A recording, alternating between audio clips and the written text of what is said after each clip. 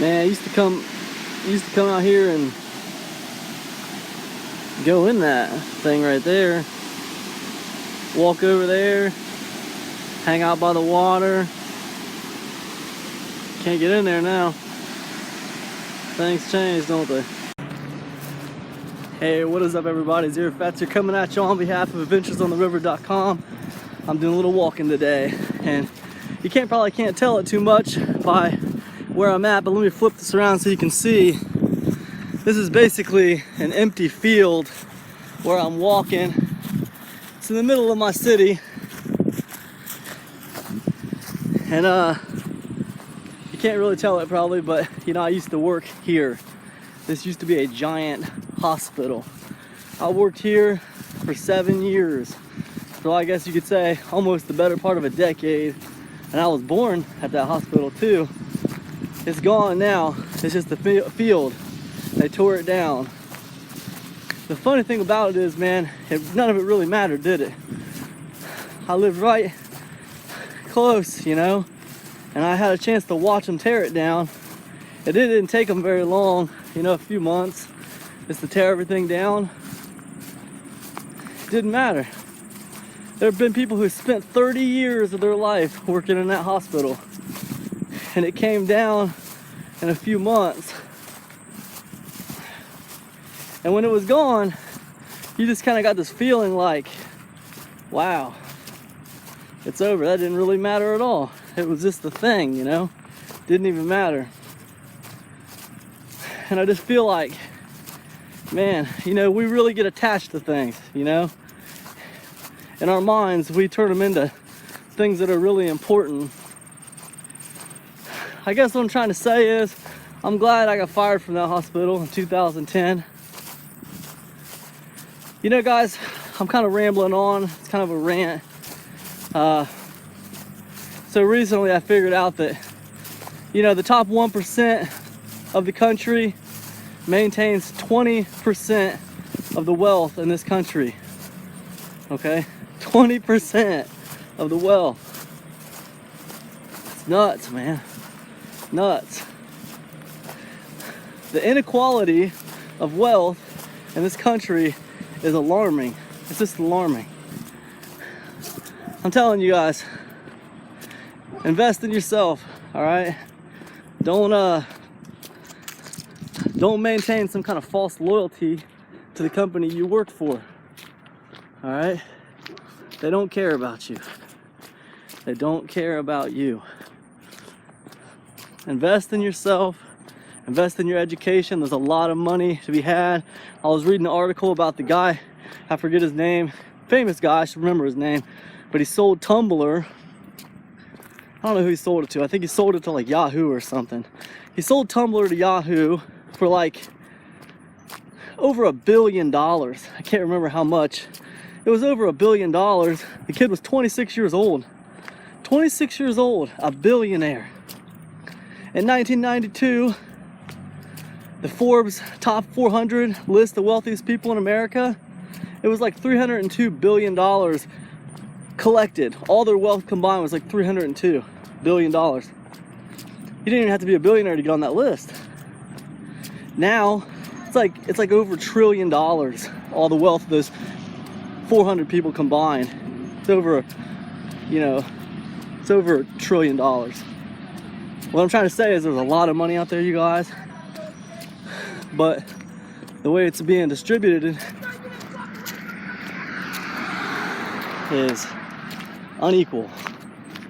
There's some people fighting over there, man. I live in a crappy town. What a ghetto, man. I can't wait to get my family out of this town. Anyways, I'll catch up with you guys back at the house.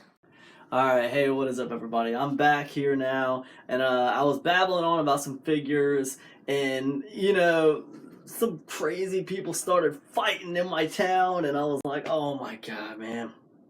I cut the video. I was trying to get a walk in, and you know, these people started like, F this, F that. They started screaming, you know, they're fighting. I thought a fight was gonna break out, so I had to like shut my little camera off, and but that's okay, because I wanted to get some actual numbers for you guys, because I couldn't remember the actual numbers when I was talking about it, and I wanted to. And look, I know sometimes I get off on these rants about, surging income inequality and, the lack of social mobility and Great Gatsby curve and stuff like that. And maybe some of you guys don't want to hear that crap. I get that. But you know what? It's my channel. It's my backyard. I'm going to talk about what I want to talk about. And I think this stuff's important, all right? And honestly, this is the stuff that drives me to make this channel. This is the stuff that makes me, this is the reason why I want to actually help people. Anyways, let me spit some figures at you, all right? Surging income inequality, all right? In the 1970s, the top 1% of our country, I'm talking about America here, the top 1% of our country, they accounted for 10% of the national income. Now today, their share has more than doubled to more than 20%, okay? That's crazy, all right? Now here's another figure that's even more crazy, all right? The top 0.01% of our country, the top 0.01%, man, that's the fraction of the fraction right there. They account for more than 8% of our nation's income, all right? That's a very small amount of people with a very large amount of money, all right? Now here's another figure for you. In 2005, Bill Gates and Warren Buffett, their total combined wealth was calculated up, and it was figured out that it equaled 40% of the U.S. population's wealth, all right? The bottom 40% of people in America, 40%, that's almost half our country's income. These two people had more combined wealth than almost the rest of the bottom half of the country. All right? That's nuts. All right. Anyways, 1992, Forbes 400 list. I talk about this when I was walking, but in 1992, the Forbes 400 list, combined wealth of over $300 billion. Combined wealth of all 400 people. Okay? Now today, that number is $1.7 trillion. These are the 400 richest people in America. Okay? Between 1992 and today, okay, it's quintupled, all right? You combine what I just said there with the figures I gave you before, and what that means is there's fewer people at the top making more money, okay? Now, in retrospect to that, the middle class income, it's stagnated, or it's started to shrink a little bit.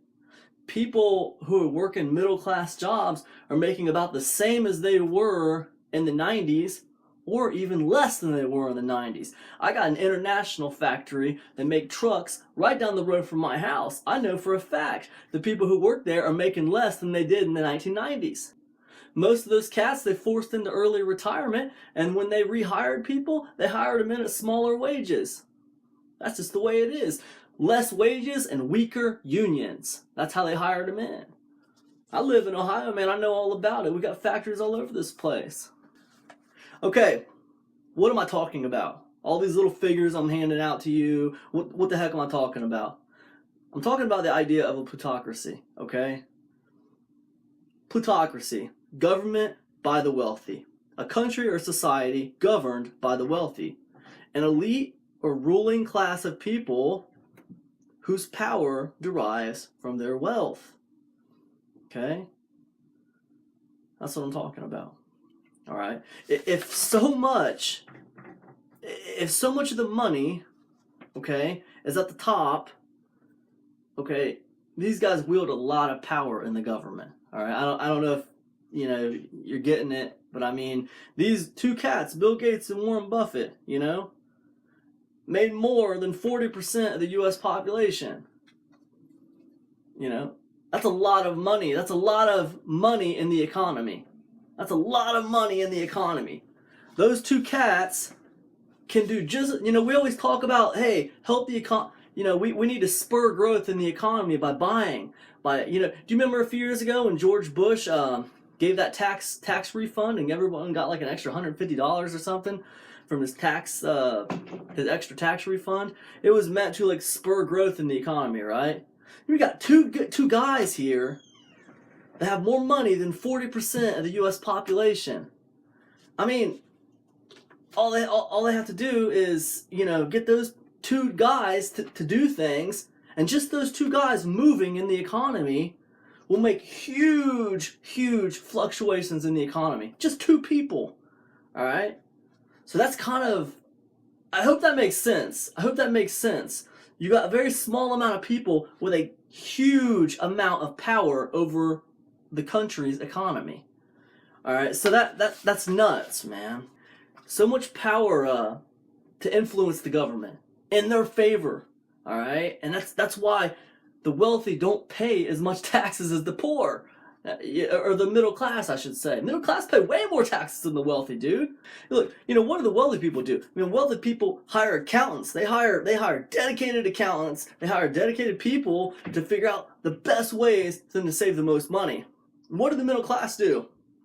No, man, they go to H&R Block. There's a stigma among taxes in the middle class. In the lower class, in the lower middle class, the taxes are hard, taxes are scary. If I mess them up, I'm going to be in trouble with the government. And, I just want to find a professional to just take care of it for me. I don't know. There's a stigma against taxes. People are afraid of taxes. So they're ignorant to taxes. They don't want to know. They're chosenly naive. And they just find someone to do it. They go to H&R Block, right? They just got some software. They don't know. They're not even accountants. The people who are doing your taxes at H&R Block, most of them are not even CPAs. Okay? They're not, man. They're not. I know as much about taxes as those people. Matter of fact, last time I went to an H&R Block, they tried to get me to work there. They said, "Dude, man, you know a lot about this stuff. Maybe you could come work here. We got training, blah blah blah blah blah. You could whiz through it, man. You could help a lot of people." I just laughed at them. I said, "Dude, are you kidding me? Taxes aren't fun to do at all. Why would I want to spend all day doing them?" I haven't been back to an H&R Block. That's been 3 or 4 years ago when that happened. That was like 2011. I was already learning about taxes then. And the point is, man, the rich make it their business to know about taxes. The middle class don't. The middle class run away from them. The poor people, they run away from them. I talked to you guys about David Karp when I was running through the field there. David Karp was the dude who sold Tumblr. He sold Tumblr to Yahoo for $1.1 billion. He was 26 years old. 26-year-old cat, man. $1.1 billion. Just like that, man. A billionaire. This cat becomes a billionaire at 26 years old. I walk down the street. I see 3 homeless dudes sitting behind the marathon station peeing in a jug. That's real. Man, that's reality. That's reality. That's that bottom 40%. You know what I'm saying? The titans of the new economy, and I wrote this down, they're creating not nearly as many jobs as the titans of the old economy. Okay? The fact is, our country is getting richer. The companies are getting more and more efficient. They are not creating more jobs. They're not creating more jobs. What they're doing is they're hollowing out the middle class. All right? There's going to be a hell of a lot more poor people and a very few amount of rich people up there. Okay? You got a few rich people up at the top, and I guess everyone else is going to get jobs giving them massages or something. Yeah, Yeah. Consider this. GM, company that made cars, at their zenith, at their highest point, they employed hundreds of thousands of employees. All right? Hundreds of thousands. Facebook, they got around 10,000 employees. See, around 10,000. You see what I'm saying? It's nuts. It's nuts. Anyways, I could go on and on about it. A lot of you might agree with me. A lot of you might not agree with me. The rich are spending tons and tons of money on educating their kids, on moving through this new global world, okay? They're teaching their kids how to survive in this new world, all right? Now, the middle class and the poor folks, their kids are being groomed to take their jobs. They don't have the best education. They're not getting the same. I teach my kids it's about opportunity. Fairness is opportunity. My kids always say to me, when they get mad about something, they say, "That's not fair, Dad. That's not fair. Such and such got this, and that's not fair." And I tell them, this is what I tell them. Fairness is opportunity, kids. You get the same opportunity. That's the fairness. Fairness is an opportunity. Fairness is not getting the same thing as the next person. Fairness is having the opportunity to grab it. What I'm telling you is, The children of the wealthy have way more opportunity than the children of the poor. I mean, the cards are stacked against you. It is much, much, much more difficult for you to move social classes now than it was 15 years ago. We could go into crony capitalism, we could go into global technology, we could go into a lot of reasons why this is, but I'm going to tell you right now, and this is what I truly believe because I've lived it. I created my own job, I rose out of poverty, and I can tell you, without a doubt, this is the two things that I believe keep poor people poor in this country, okay? Ignorance and distraction, right? And maybe you could, sprinkle a little bit of laziness on there. I don't think people are inherently lazy, but we live in a country where people get distracted very easily. And it's not their fault necessarily. There's a lot of distraction out there to keep people ignorant. I talked about our top 1%, having more than 20% of our country's wealth. Man, they're all about voting on new laws that benefit them. What are the middle class, what are the lower middle class, and what are the poor voting on? They're not voting on shit, man. They're ignorant. They're ignorant on new laws. They don't know what the hell's happening. The only time they know about new laws is when they watch it on television or watch it on their, MSN news feed, on their Facebook stream or whatever. The middle class and the lower middle class and the poor are passive. They're very passive. So that means this 1% that owns 20% of the wealth, not only do they have the economy in their back pocket because they own 20% of the wealth, they got the government in their back pocket because they're the only ones giving a crap about what's being passed. Because the rest of the country, they're broke, they're ignorant, and they're passive. They're docile. They're docile, man. They're docile.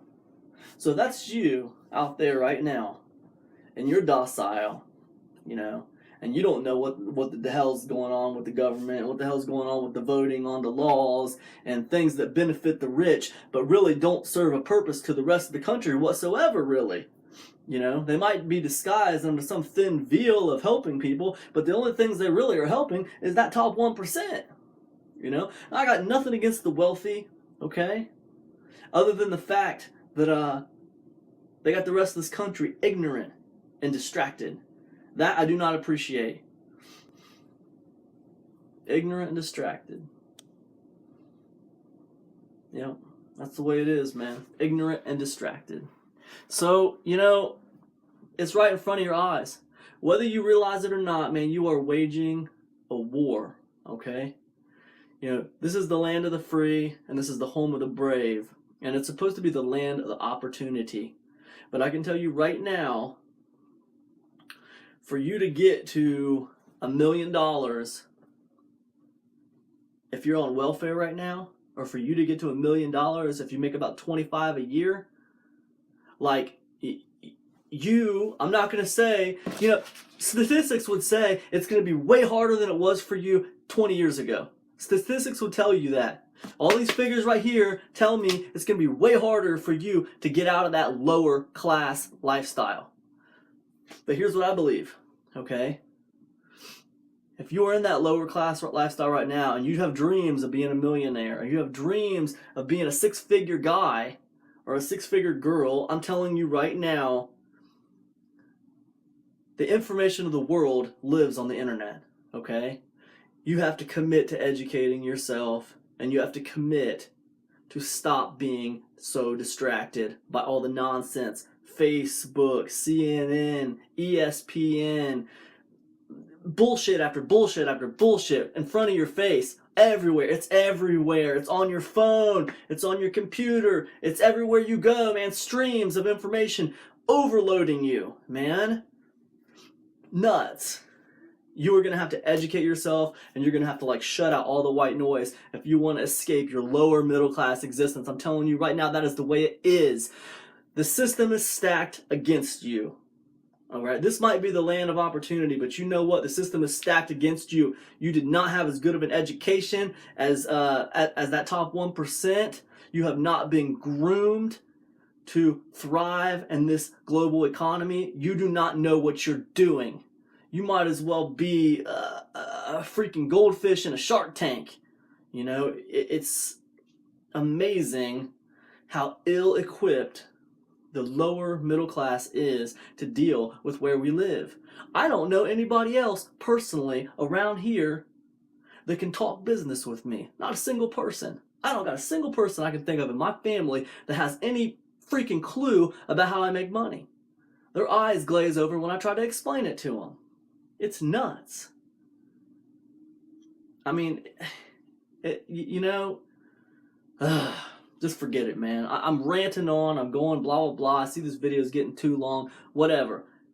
Get educated, stop being distracted. There's no way you're moving up social classes. There's no way you're escaping your 9-to-5 shitty job if you don't start believing in yourself, stop being so damn distracted, admit the fact that you're ignorant about this stuff, and start paying attention. Anyways, that's all I got. If you like this video, if it resonates with you, please like, please share, please subscribe. Check out my blog, lifeandtimes.zerofats.adventuresontheriver.com. Usually I teach people how to make money. Today, I'm going to talk about things that are bothering me in this country. I'll see you guys. God bless you all. Peace.